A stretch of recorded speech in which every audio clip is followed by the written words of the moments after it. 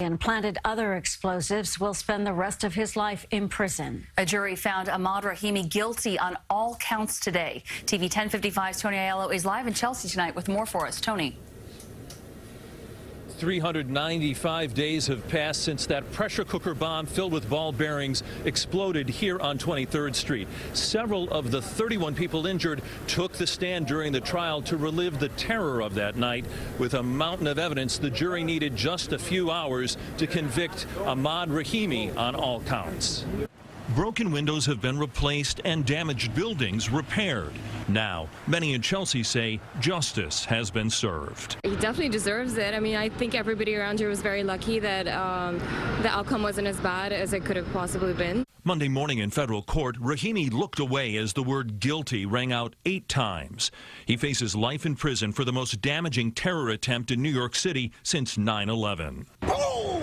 I mean, loud shook the building. Hey, ba-boom! Ba-boom! It's very obvious that this city remains a target, and most importantly, I want to thank the public for how engaged they were when this was going on last September. Members of the public reported Rahimi's unexploded pressure cooker on 27th Street, his pipe bombs in Elizabeth, and in Seaside Park, New Jersey. The public also called police in Linden when Rahimi hid in the vestibule of a bar during the manhunt. Out of 24 plots against New York City since the attacks on 9/11,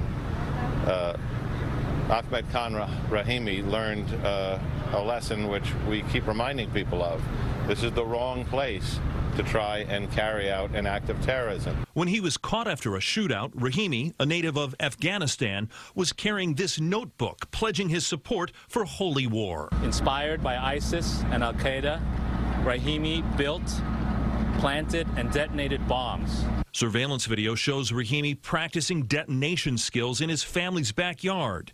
Today, Mohammed Rahimi said his brother self-radicalized by watching jihad material on the internet. He just had a hard life growing up, and then eventually, I guess, something in his head flipped. He was fed up with his life, and he chose, this path. The top terror charge carries a mandatory term in prison of life. Rahimi will be sentenced early next year. He also faces federal trial on charges for the bombs he allegedly planted in New Jersey. Live in Chelsea, Tony Aiello, TV 1055. Tony.